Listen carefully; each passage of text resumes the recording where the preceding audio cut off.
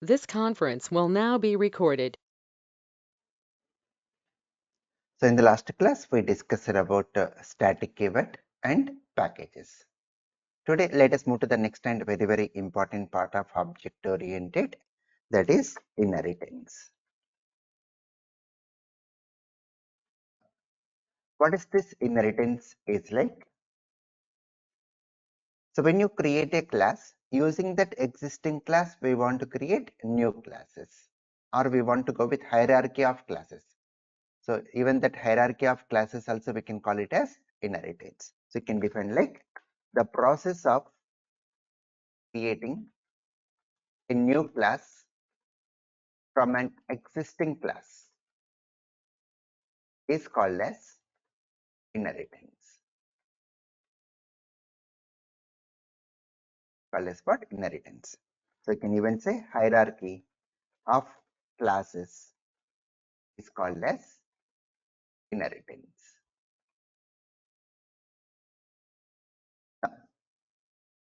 So what do you mean by hierarchy of classes? For example, if you take account, if you take what? Account. So in account, what if we are having? Saving account and current account. So this is hierarchy. This is what here? Hierarchy. So this hierarchy of classes also we can call it as what here? Inheritance. Now in Java, extends keyword is used to create a new class from an existing class. In Java, what keyword we use to create new class from existing class? Extends keyword. Like example, if you take a class vehicle with some code inside. Now if you create a class car extends vehicle, so car is a new class created using vehicle with some code inside. This car class extends vehicle, so car is a new class created using existing class vehicle. And the advantage of doing like this is when you create car class object can access its own members and also vehicle members. Means whatever the code we have written in vehicle, I can able to reuse that code in car also. So the advantage of going with inheritance is through inheritance we can achieve reusability of the code. Through inheritance what we can achieve? Reusability. And the terminologies are like this: vehicle class, we call it as base class or super class or parent class. And this new class created using vehicle car, this we call it as derived class or subclass or child class. In Java, very important point, that is Java does not support multiple inheritance. Java does not support multiple inheritance due to ambiguities. Due to what? Ambiguities. Means in Java, a class can extend only one class. In Java, a class can extend what? Only one class. Like example, if you are creating class A and if you are creating class B and we are creating class C, extends A comma B. So C class is extending A and B. So this is error in Java. We cannot extend multiple classes. This goes with error in Java because does not support multiple inheritance. Now let us understand what is the problem with multiple inheritance. What is the ambiguity we face because of multiple inheritance? If you take A class and if you are creating B class and we are creating C class using A and B. And the diagrammatic symbol for extends keyword is, for inheritance is triangle arrowhead. So whenever you see triangle arrowhead, that represents extends keyword. Now let us suppose in A class we are having X method. In B class also we are having X method. And C object invokes X method. When C object invokes X method, whether it has to take X method from A class or whether it has to invoke X method from B class. This is the ambiguity. Because of that only, they have removed this multiple inheritance in Java. Some more examples of inheritance are like, if you say furniture, the table is a furniture, chair is a furniture. Fruit, apple is a fruit, mango is a fruit. Vehicle, if you say vehicle, car is a vehicle, bike is a vehicle, bus is a vehicle. Then account, saving account is an account, current account is an account. Right? Now, how to read this thing? How to read? Table is a furniture, car is a vehicle, saving account is an account, apple is a fruit. So which word is coming in between when you are reading? Is. So very important point. Inheritance is a relationship. Inheritance is what type of relationship? Is a relationship. Now, let me elaborate more on this relationship. If you take a class employee and if you take a class department, extends employee. How to read now? How to read?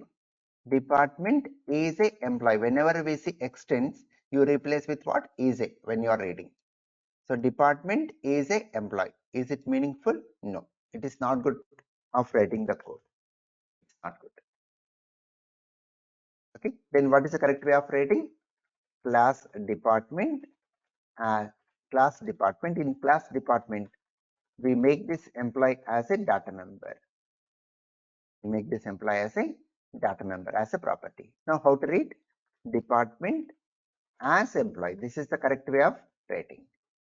When another class acts as a part of one class, we call as. So this relationship we call as a relationship. In object oriented, there are two types of relationships. One is a relationship and one more as a relationship. Okay, so whenever we go for inheritance, always we have to maintain what is a relationship. So more on these relationships we'll understand when we come to day after tomorrow's class. In day after tomorrow's class, we'll see more on these relationships. And some more examples of as a relationship like university as department, department as employee, classroom as students, car as engine, library as books. So these are examples of as a. When some acts as a part of another, then we say as a. Clear up to here, all of you? Any questions?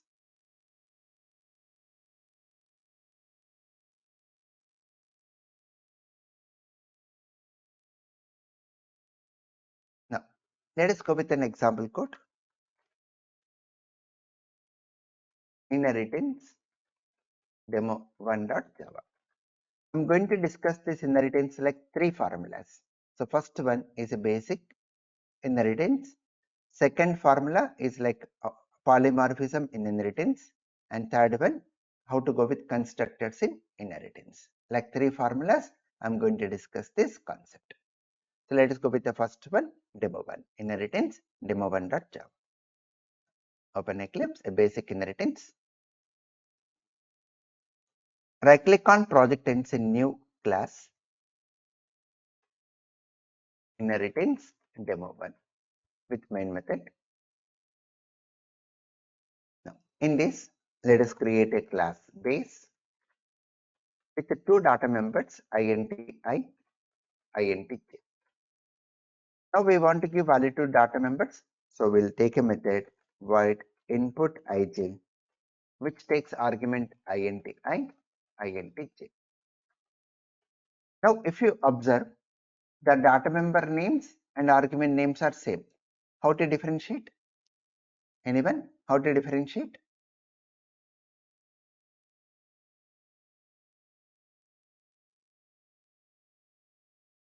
What keyword we have to use to differentiate if the data member names and argument names are same?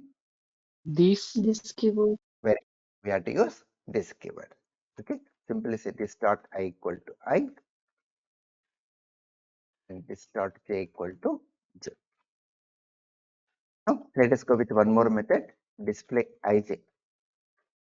When you call the method display ij, will display the value of I equal to the value of I space j equal to the value of j. Just will print the value of ij. Now let us take a class derived. Extend space. Derived is a subclass of base. Here we go with a data member k. So how many data members are present in derived class means 3. We should say 3. ij and even k also, because we said extend space. So when you say extend space, this all also will become a part of derived class. Now let us take a method input k, which takes argument k. We'll say this dot k equal to k. One more method, display k, which displays the value of k. Coming to main method, create object of base b equal to new base. Now using this base class object, we call the method input ij and we'll pass 1020. When you call b dot input ij 1020, it will go to this method. The value of ij will become 1020 over here. Now if you call b dot display ij, the output will be I equal to 10, j equal to 20. No issues. Now let us create object of derived. Understand carefully now. Derived d equal to new derived. Now by using derived object, if we call display ij, observe now in derived class, do you have any display ij method here? No. Since we said extend space, the derived object can access its own members and also base class members. So that's the reason by using derived object I am able to call display ij. So that is the main thing of inheritance. If I remove this extends, see we are getting errors here. We are getting error. Only when you say extends base, then only the derived object can access its own members and also base class members. Now, when you call d dot display ij, it will go to display ij method. Then what is the value of ij it is going to display? Can anyone answer this? What is the output of this code now?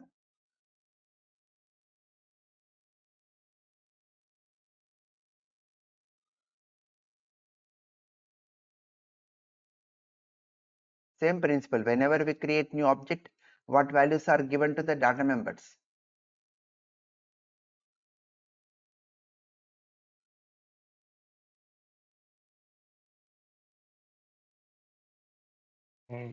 Default. Yeah, what default values. So what is the output here? We get I equal to 0, j equal to 0. Here the result we get 0, 0. Okay, so let me elaborate. Whenever we create base class object, it's going to allocate memory for b dot I, because in base class we are having two data members, b dot I and b dot j, referred with object name, and initial values are 0.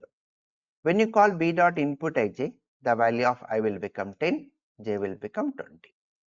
That's the reason when you call b dot display j 1020, which object is calling method you should observe. Now when you create derived object, so in derived we are having three data members, so it's going to allocate memory for d dot I, d dot j and d dot k, and the initial values will be zeros here. That's the reason when you call d dot display j we get 0, 0. Then what is inheritance? The meaning of inheritance is the derived object can access its own members and base class members, but not base class object data. Base class object is different memory, derived class object is different memory. So let me even write here. Whenever you create object, b dot I will be 0, b dot j will be 0. When you call b dot display input ij, b dot I will be 10, b dot j will be 20. That's the reason we get 10, 20. When you create d dot object, d dot I will be 0, d dot j is 0, and d dot k is 0. That's the reason when you call d dot display j, we get 0, 0. Clear up to here, all of you? Any questions?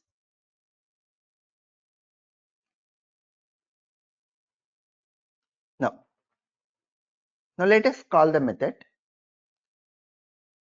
After creating d dot object, let us call the method d dot input ij 30, 40. D object is calling input ij, so for d object I will be 30, for d object j will be 40. Now if you call d dot display ij, the output will be 30, 40. If you call d dot input k 50, means k value will become 50 for d object. If you call d dot display k, output will be k equal to 50. That's it. Now see, when we run, we get the same output what I have given in comments. Right? Any questions, anyone?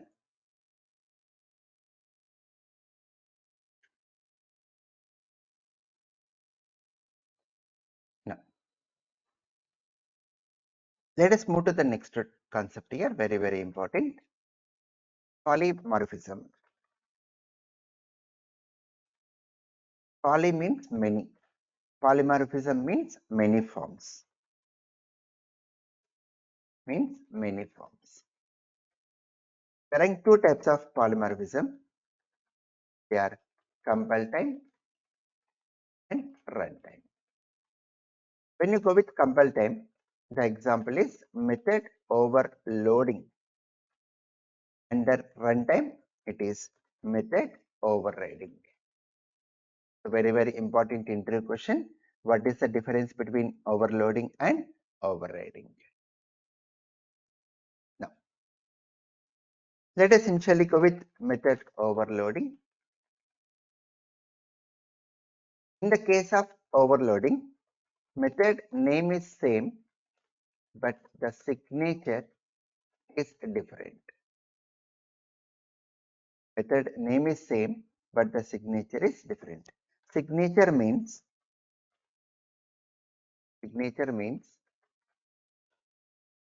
number of arguments or type of arguments.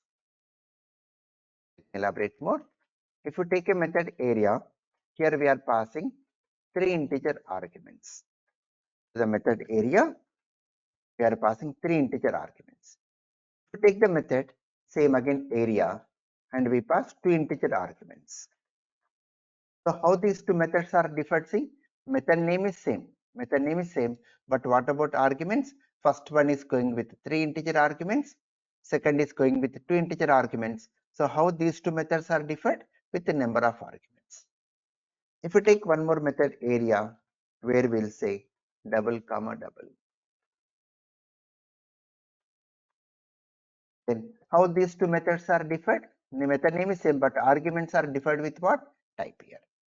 So if the arguments are differing either with number or type and method name is same, then we call overloading. This overloading is applicable within the same class as well as subclasses. Concept of overloading can be applicable within same class as well as subclass. Means these two methods can belong to base class and this method can belong to subclass. Coming to the next one, method overriding. This is very, very important. Complete Java depends on the concept overriding. What is this overriding is? Method name is same and signature is also same. Method name is same and signature is also same. And this concept is applicable only within the subclasses. It's only for subclasses. Like example, if you take a class vehicle with a method drive, some code inside. If you take a class car extends vehicle, class car extends vehicle with a method drive which takes integer speed as argument. Integer speed as argument. Now observe, in base class we are having drive method, in derived class also we are having drive method. In base class it's not going with any argument, but here it is going with one argument. So method name is same, but the signature is not same. Then we say overloaded method. We call overloaded method. Now if you take same drive method with no arguments, then we call it as same drive method, no arguments, no arguments. So signature is also same. Then we call overridden method. If the signature is different, overloaded. If signature is also same, overridden. Whatever the method present in base class, if you write same method as it is with same signature, then we call overridden. Clear all of you the difference between overloaded and overridden?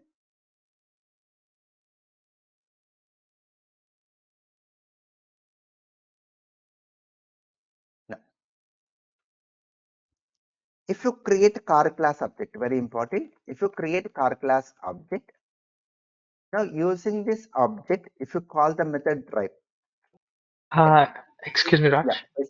Yes, please. Can you explain one more time for the overloaded and one overridden method? Right. See here.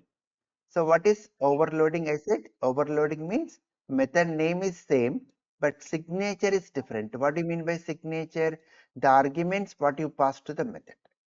The arguments what you pass to the method should differ. See, if you take example area, methods are same, but what about arguments? Are they differing with number or type here? Are they differing? Yeah. Is right? So we call overloading. So in this example also, we are having drive method with no arguments. Here we are having same drive method with integer argument. So same drive, but arguments are differing. Observe that. Here same drive, but here no arguments, but here integer argument is there. So overloaded. Got it? Like, what's the difference between overridden? Then how can we say that the method is overridden? Overridden means whatever the method present in base, if you are writing same as it is, see here how many arguments it's having? 0. 0. Here also 0. 0. So same should match same as it is. Whatever the method present in base, if you write same as it is in derived, but with same signature means no argument, should match same. Then we call overridden. See here one more example. If you are having class base, we are having a method x66 with integer argument. We are having one more method x66 with double x and double y as argument. Now you say, is these two methods are overridden or overloaded? Overloaded. Overloaded. Very good. Overloaded. Now if you take class derived extends base, class derived extends base, and if you take a method x66 with integer x, integer y, integer z. Now you say, is this method overloaded or overridden? Overloaded. This is also overloaded. Overloaded. Now if you take a method x66 with integer m as argument. Now you say, is this overridden or loaded? Overloaded. Think and say. The variable is different, so but No, that is, we are not worried. Don't see the variable names. We have to see only data type or number of arguments. okay. So is data type matching right? Then overridden. So here we call Yeah, it's same. overridden. Yeah, So don't see the if we variable name. declare a Don't see value, the okay. variable name. We have to see only I got type of argument or number of argument. Okay. What will happen? Just I got it down. p-value will come and store into m only. That's it. P-value will come and store into m only. Got it now? Okay, Clear, if we Dilip? declare p-value in class base, and if we declare one more value like in class derived, we declare another value in m, like what will the input will be? So you only say you are having method xxx. What arguments I should take? Int Int some variable. some variable. Is it possible? Not possible at all. We cannot have same method with same signature in same class. Not possible, because that's the reason I said applicable only in subclasses. Only for subclasses it is applicable. No, what's my doubt is like if you declare one variable in void int p on the base class, and is it possible to declare one more value in void int m on the derived class? Here, On the second one. second one. Here now is Yeah. possible. No issues. No issues. So don't think that whatever the variable name I've taken here, I have to use same variable. No, nothing like that. Like So here if we it's give going. one, let us say Please. like in int p we take like p value as 5, Fine. and can we take in int m as 6? So what value is the program going to take? Like That's the what's main going to thing. Which input? method is going to invoke here? That is the main point, right? Which method is going to Okay. invoke? So based on the invoke, it is going to take the value. If base class object is calling xxx method, and if you pass something like 5, then which method will invoke? It is going to invoke this method. Okay. Okay. If derived object is calling xxx method, and if you are passing something like 8, which method it's going to invoke? This method it's going to invoke. Okay, we will declare what method should take first. That's it. Yeah, which method? That's the point of what I'm discussing now. Whether it will go to Okay, I base got or derived, that you. only I'm discussing. Okay. Okay. Correct. This is not possible here. We cannot have same method, same signature in same class. That only I'm discussing. See here. When you create car class object, now when you call c.drive, this drive method is present in base class and even subclass also.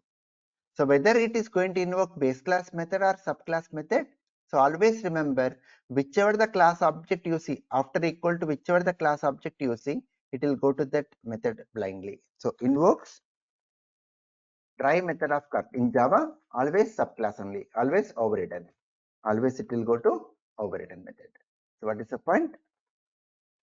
If a subclass object invokes the overridden method, then it will invoke method present in subclass. It's going to invoke method by present in subclass. Got it, all of you?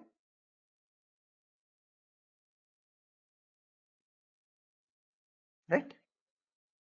Now, let us understand this with the program. Inheritance demo 2, the second formula. Come to the demo 1 program. Copy this demo 1 program. Copy this demo 1. Then whatever the classes we create in Eclipse in project, it will create in default package. So in our project, we will be having a default package. In that, it has created this inheritance demo 1. Once you create a class in one package, we cannot create same class in same package, not possible. So we'll create, because since this is not possible, let us create demo2 program in mypack1. I'm going to create demo2 program where in mypack1. Inheritance demo2. Now, under mypack1, paste the code what we copied and change the class name to demo2. What we are going to discuss in this program? Polymorphism, where we discuss about method overloading and method overriding. Now, coming to base class with same two data members, and I'll just change the method name here input on. I'll change the method to input, which is giving values to data members. And display method, I'll remove ij, so only the method display. Now, coming to derived class extend space with a data member k, and I'll make the method as input here. Understand now carefully. So in derived class, we are having input method. In base class also we are having input method. Here it is taking 2 arguments. Here it is taking 1 argument. So is this input method overloaded or overridden now?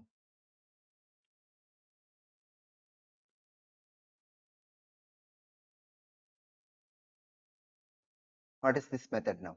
Overloaded or overridden? Overloaded. Overloaded, right? Overloaded because signature is different.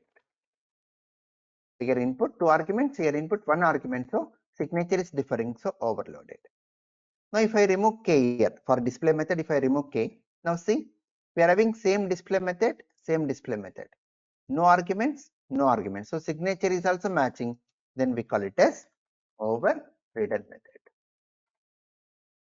which is printing k value. Coming to main method, base b equal to new base. Base b equal to new base, and let us call the method b dot input 1020. So which object is calling input method? B object. So when B object is calling input method, it will go to its own input method. The value of ij will become 1020. Now when you call B dot display, it will go to its own display method and it's going to print I as 10 and 20. J as 20. So this is no issues. The main thing derived. When you create derived class object, and if you call d dot input 3040, now understand carefully. In derived class, how many input methods are present?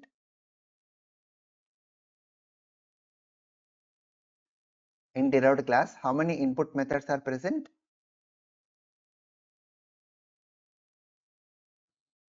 2, right? One is present in its own class and one more present in base class. So 2 input methods. Now when you call d dot input 3040, which input method is it going to invoke? Base class input or derived input? Base class. Very good. It will go to base class because it matches with the signature. See how many arguments you are passing? 2 arguments. So in derived class, do you have any input method with 2 arguments? No. So there is no input method with 2 arguments in derived class. It is present in base. So it will go to base class input only. So this binding, this connection will happen during compile time only. That's the reason overloading comes under as what? Compile time polymorphism. So when you set d dot input 3040, it will go to base class input. The value of ij will become 3040. Now understand carefully. When you call d dot display, which display method is it going to invoke? Will it go to base class display or derived class display now? Base class. Think and say. Just now we discussed. Just now what I said. When subclass object invokes the overridden method, it always goes to subclass only. Always go to subclass only. Whichever the class object you see after equal to, you go to that class blindly. So which object is calling derived, right? So when you call d dot display, is it a overridden? Yes. So for overridden, where it goes? Always subclass only. Okay. So when you call d dot display, it will jump to derived class display and it's going to print k value as what here? 0. Clear this point, all of you? I have a question. Yeah, yes, Gautam. Yeah. So you said the value is 30 and 40. So according that, I is equal to 30 and j is equal to 40. And Right. just now you said when we call display method, it will Hmm. go to the derived class. But in derived Right. class, in print statement, we have only one argument, like one Right. argument value. Then how Yes. will it will print like 30, 40? How we know that it's 30 or 40? I'll discuss. I'm coming to that point only. Okay. Okay, I'll come to that. Okay. Now for now, when you say d dot display, it is coming only to display method and printing only k value. Now the objective is understand carefully. When you call d dot display, it's printing only k value, but my objective is to print ij also. So where you are displaying ij in base class display. So from derived class display, I want to go to base class display. How to go is by using a keyword super dot display. So super dot display invokes base class display method. Going to invoke base class display method. Now see the output. When you say d dot display, it will go to display method of derived.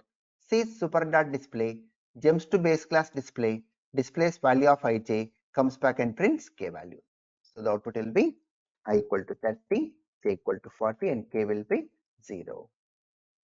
Now if you call d dot input 50, input means only one argument 50, so it will go to its own input method, k will become 50. Now if you call d dot display, the output will be I equal to 30, j is 40, and k will be 50. So what is the important point here? Super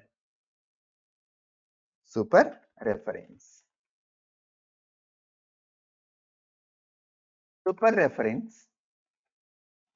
Super reference is used to refer to the base class members from derived class method. From derived class method, whenever you want to refer to base class members, we use what keyword? Super. Clear all of you? Clear, Gautami? Your question? Yes.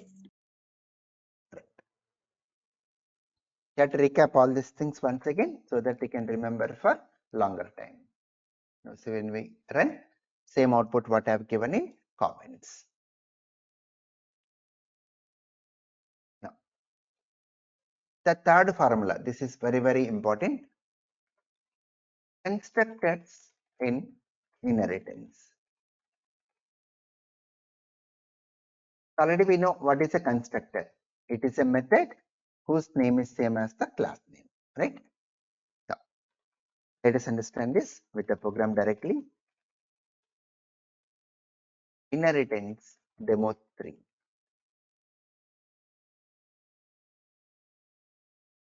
Copy this demo to program. Copy this. Once you create a class in one package, we cannot create same class in same package. So that's the reason let us create demo 3 program in mypack2. Right click on mypack2 and say new class, inheritance demo 3. Under mypack2, paste the code and change the class name to demo 3. Program is mainly about constructors in inheritance. Yeah, yes, Dilip. Raj, can you go to the public class inheritance demo on the bottom? I got it out over there. Here on the base B, we are calling the base class first, and then we are displaying the values of that, and then we're calling the derived class. Right. And then how the derived class inputs are displayed. Can you explain that once more time? How derived class? As inputs are getting into the values, like getting into it for the ij value variables. This one. Yeah, that's. See, when you call d dot input 30, 40. So for derived object, once you create derived object, it's going to allocate memory for d dot I, d dot j, and d dot k. Clear this point, right? Yeah, I got it. Yeah. Now, which object is calling d dot input 3040? Which object is calling derived object? So when you call derived object, it will go to base class input, and the value of ij will become 3040, right?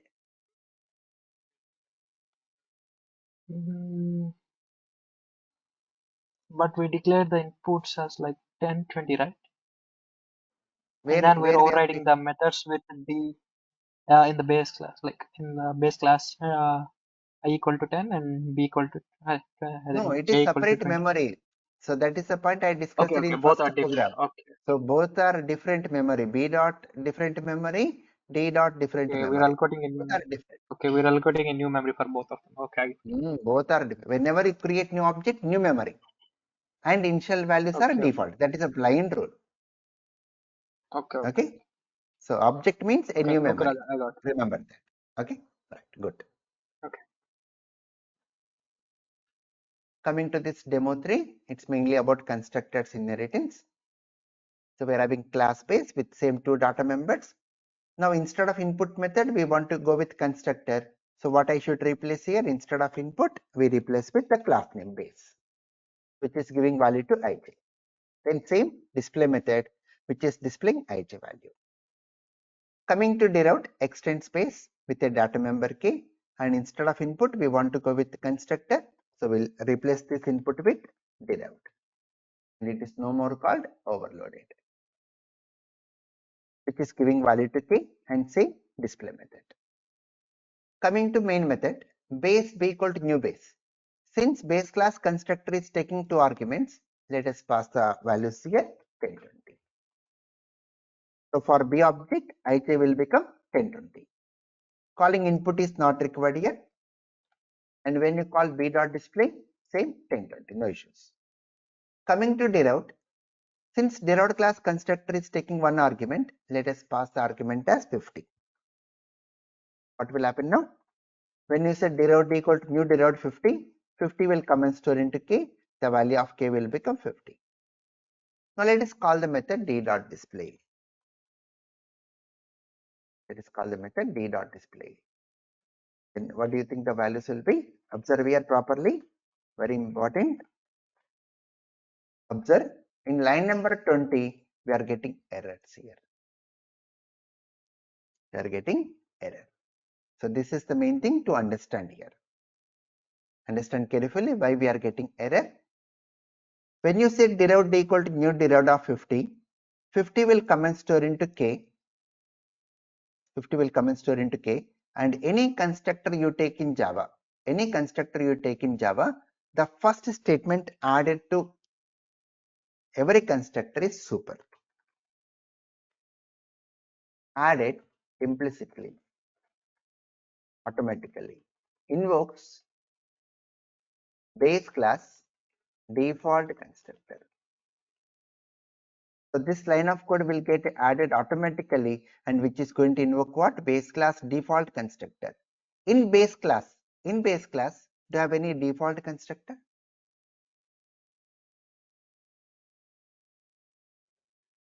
In base class, do you have any default constructor? No, right? There is no default constructor. Already we are having what? Parameterized constructor. We are having parameterized constructor. When a class contains parameterized constructor, will Java create a default constructor? No. Will Java create default constructor? No. That is the reason. What is the point I mentioned? When a class contains parameterized constructor, it is the responsibility of the programmer to create default constructor. Programmer has to do this job.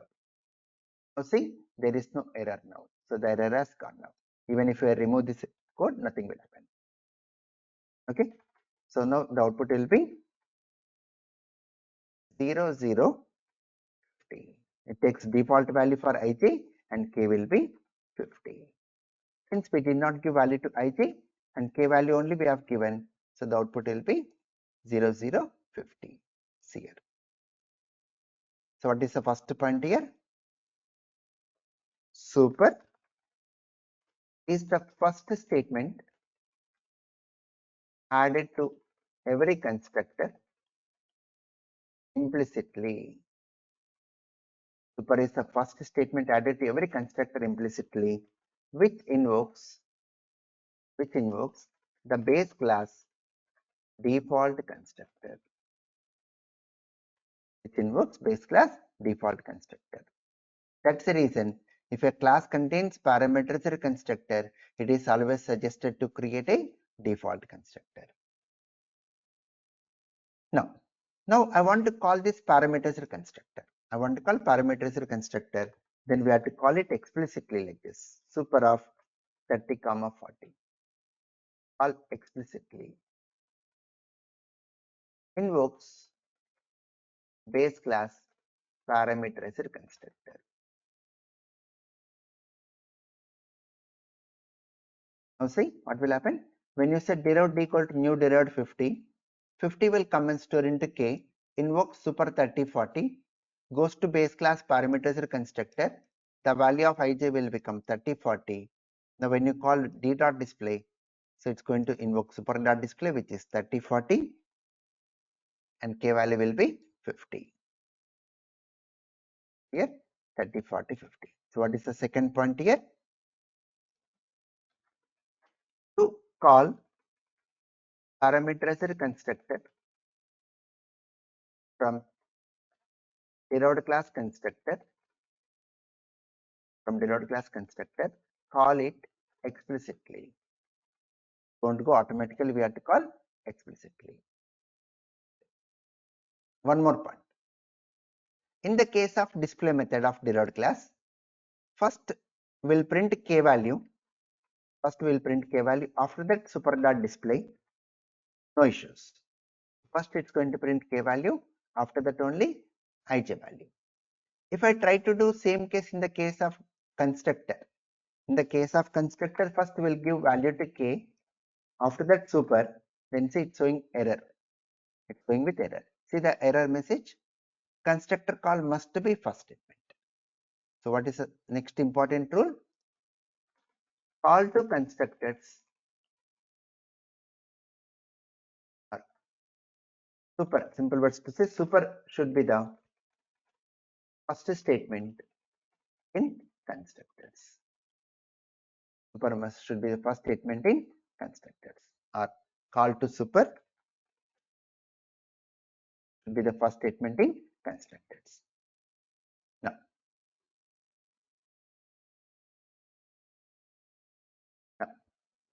to create derived object, one more object, derived, d1 equal to new derived,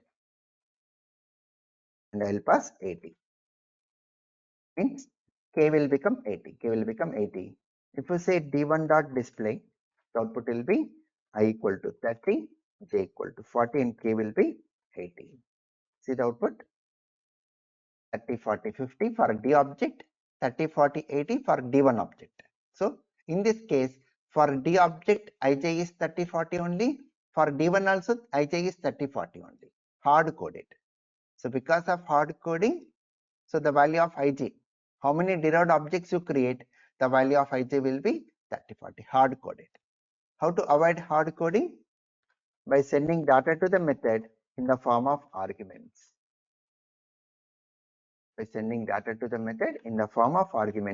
Here we'll say super of I comma j, and we'll say this dot k equal to k. So this is the suggested way of creating constructors. This is suggestion.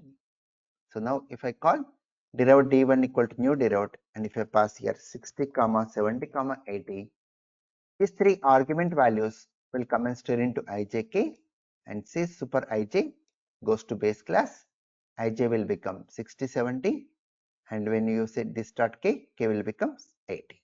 Now the output will be 60, 70, 80. It can be done 60, 70, 80. So the suggested way of going with constructor is this one.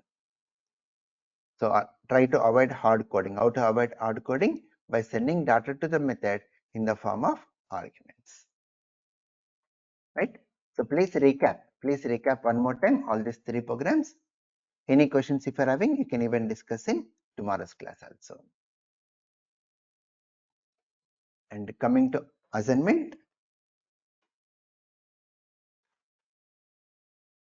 Now you can do question 7.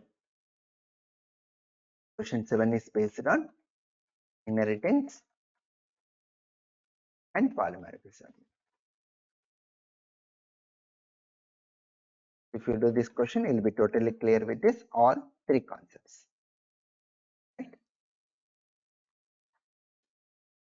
That's about for today, and tomorrow we go with the remaining topics, like we'll discuss about final keyword, then we'll go with inner classes, access modifiers, and encapsulation, all small topics. And after tomorrow we go with abstract classes and interfaces. So next 2 classes we complete object oriented. Thank you all. Thank you very much.